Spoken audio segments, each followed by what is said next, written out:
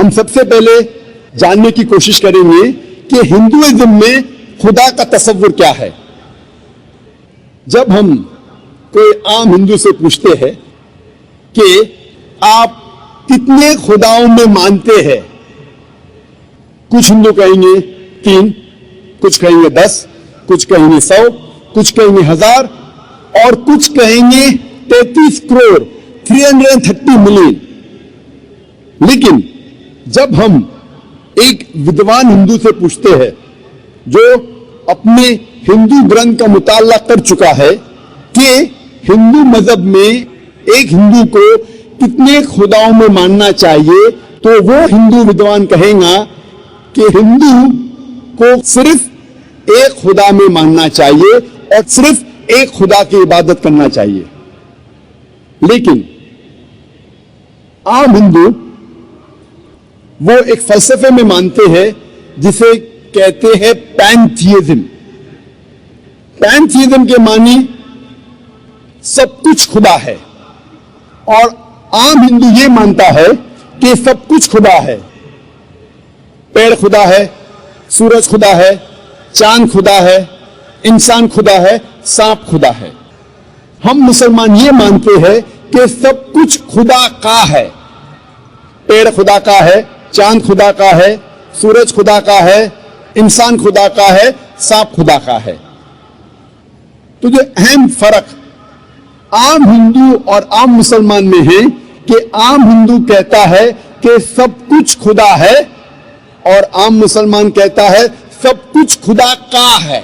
ये अहम फर्क सिर्फ का है। अगर इस का के फर्क को मिटाएंगे तो हिंदू और मुसलमान एक हो जाएंगे। और इस फर्क को कैसे मिटाया जा सकता है? जिस तरीके से कुरान में लिखा है, सूरह इमरान सूरह नंबर 3 आयत नंबर 64 में, तालो इला कलिमतिन सवाइन बैना बैनकुम, आओ उस बात की तरफ जो आप और हम में यकसा है। सबसे पहली बात, अल्लाह नाबुद इल्लल्लाह, कि हम सिर्फ एक खुदा की इबादत करें।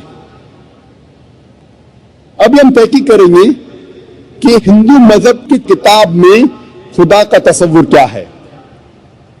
हिंदू मजहब में एक अहम किताब है जिसका नाम है उपनिषद।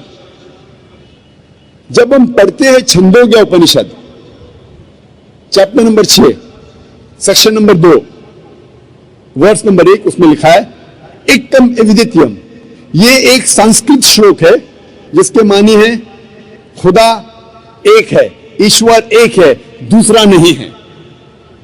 लिखा है श्वेताश्वतर उपनिषद में अध्याय नंबर 6 श्लोका नंबर 9 में, नाचस्य कसिज जनिता न चदीपा, उस ईश्वर की कोई वालदेन नहीं है, कोई रब नहीं है। ईश्वर के कोई वालिद नहीं है, कोई वालदा नहीं है, ईश्वर के ऊपर कोई नहीं है। लिखा है श्वेताश्वतर उपनिषद में अध्याय नंबर 4 श्लोका नंबर 19 में, न तस्य प्रतिमा अस्ति, उस ईश्वर की कोई प्रतिमा नहीं है। प्रतिमा एक संस्कृत लफ्ज है जिसके मानी है अक्स। उस ईश्वर की कोई प्रतिमा नहीं है, कोई अक्स नहीं है, कोई फोटोग्राफ नहीं है, कोई पेंटिंग नहीं है, कोई पोर्ट्रेट नहीं है, कोई बुत नहीं है, कोई मूर्ति नहीं है, कोई स्टैच्यू नहीं है, कोई स्कल्पचर नहीं है।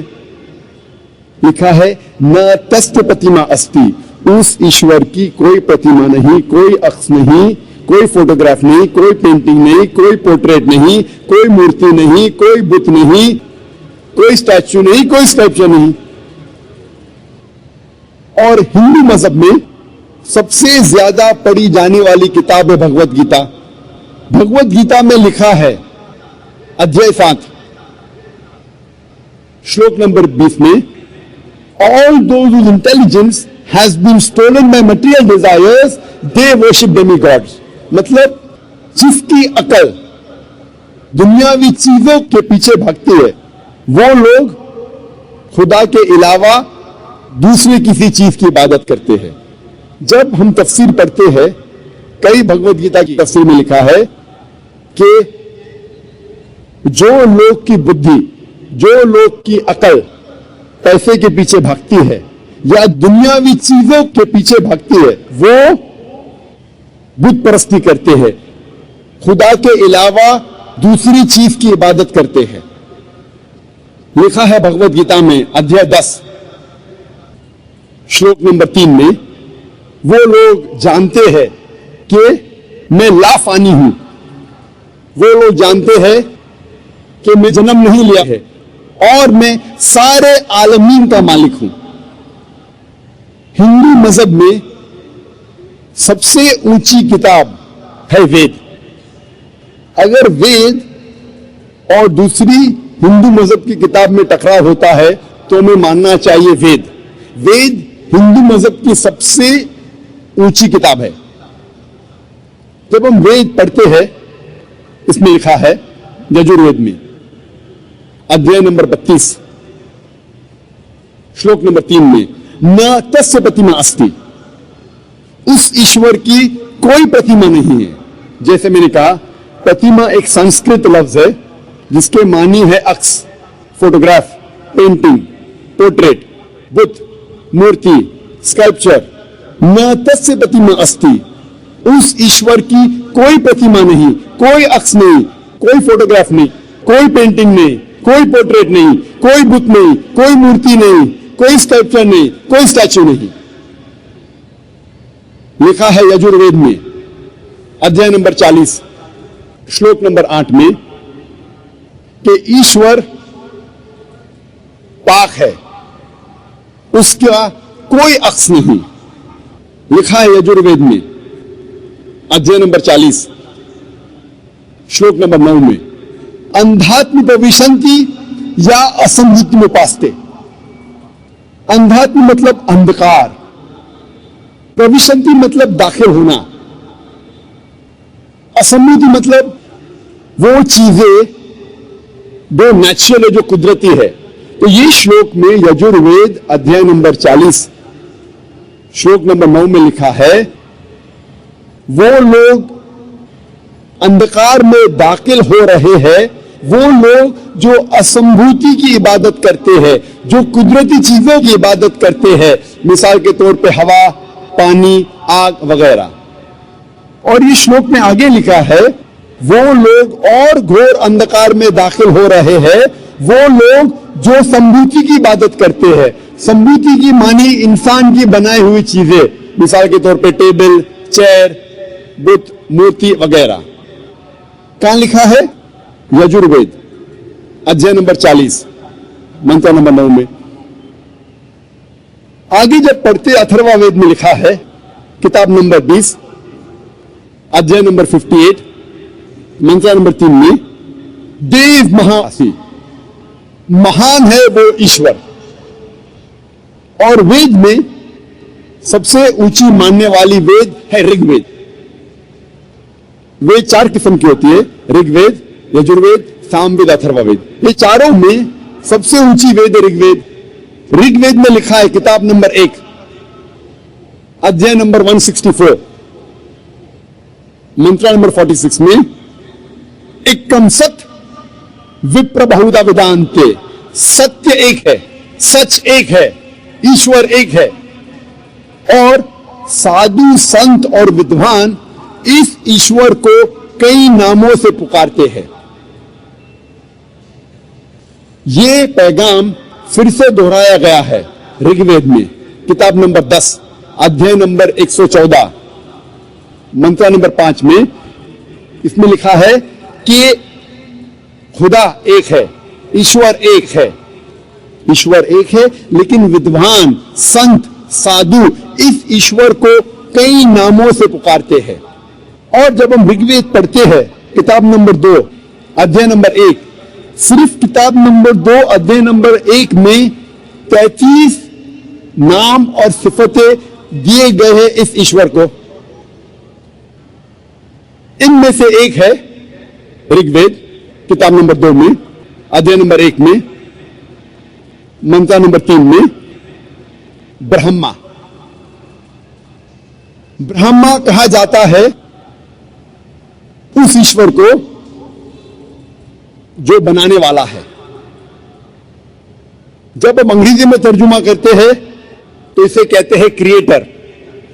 जब उर्दू या अरबी में तर्जुमा करते हैं इसे कहते हैं खालिक। हम मुसलमानों को कोई एतराज नहीं अगर कोई कहता है कि खुदा या ईश्वर खालिक है या क्रिएटर है या बनाने वाला है, लेकिन अगर कोई शख्स कहता है क्या ब्रह्मा खुदा है जो बनाने वाला है लेकिन उसके 4 सिर है और हर सिर पर क्राउन है, हम मुसलमान इस पे एतराज देते हैं क्योंकि आप ईश्वर को अक्स दे रहे हैं। और साफ तौर पे लिखा है सोतारा उपनिषद में अध्याय नंबर 4 श्लोका नंबर 19 में, न तस्य प्रतिमा अस्ति, उस ईश्वर की कोई प्रतिमा नहीं, कोई अक्स नहीं, कोई फोटोग्राफ नहीं, कोई पेंटिंग नहीं, कोई पोर्ट्रेट नहीं, कोई मूर्ति नहीं, कोई बुत नहीं, कोई स्टैच्यू नहीं, कोई स्कल्पचर नहीं। एक और सिफत या नाम ऋग्वेद किताब नंबर 2 अध्याय नंबर 1 मंत्र नंबर 3 में दिया गया है, वो है विष्णु। विष्णु कहते हैं पालने वाले ईश्वर को। अगर अंग्रेजी में तर्जुमा करते तो हो जाता है सस्टेनर, चेरिशर। उसको अरबी या उर्दू में तर्जुमा करते हो जाता है रब।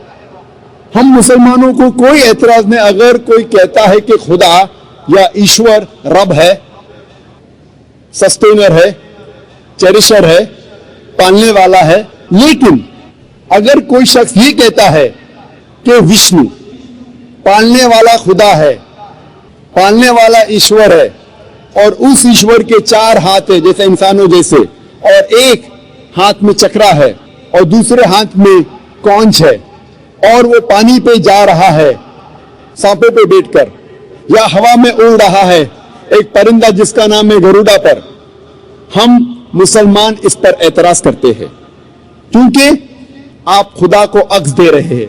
और आप यजुर्वेद अध्याय नंबर 32 मंत्र नंबर 3 के खिलाफ जा रहे हैं जिसमें लिखा है न तस्य प्रतिमा अस्ति, उस ईश्वर की कोई प्रतिमा नहीं, कोई अक्स नहीं, कोई फोटोग्राफ नहीं, कोई पोर्ट्रेट नहीं, कोई पेंटिंग नहीं, कोई बुत नहीं, कोई मूर्ति नहीं, कोई स्कल्पचर नहीं, कोई स्टैच्यू नहीं। जब हम ऋग्वेद पढ़ते हैं, ऋग्वेद में लिखा है किताब नंबर 8 में अध्याय नंबर 1 मंत्र नंबर 1 में, मां चिदन यदि संसद, इबादत सिर्फ वो एक ईश्वर की करो, सिर्फ उसकी प्रशंसा करो। लिखा है ऋग्वेद में किताब नंबर 6 अध्याय नंबर 45 मंत्र नंबर 16 में, या एक मुश्ती ही प्रशंसा सिर्फ वो एक खुदा की करो, सिर्फ उसकी इबादत करो। और हिंदू मजहब में जो ब्रह्मा सूत्रा है, जो हिंदू मजहब का कलमा है, वो है एकम ब्रह्म द्योत्या नास्ते नैना नास्ते किंचन, भगवान एक ही है, दूसरा नहीं है, नहीं है, नहीं है, जरा भी नहीं है। There is only one God, not a second one, not at all, not at all, not in the least bit. जब हम हिंदू मजहब की किताबों का मुताला करते हैं, हमें पता लगता है कि हिंदू मजहब में लिखा है कि एक ही ईश्वर, एक ही खुदा की इबादत करो जिसकी कोई प्रतिमा नहीं, जिसका कोई अक्स नहीं, जिसका कोई फोटोग्राफ नहीं, कोई पेंटिंग नहीं, कोई पोर्ट्रेट नहीं, कोई बुत नहीं, कोई मूर्ति नहीं, कोई स्टैच्यू नहीं, कोई स्कल्पचर नहीं। अगर आपको समझना है कि हिंदू मजहब में खुदा या ईश्वर का सही तस्वुर क्या है, तो आपको हिंदू मजहब की किताबों का मुताला करना चाहिए। वाखिर दावाना अल्हम्दुलिल्लाहि रब्बिल आलमीन।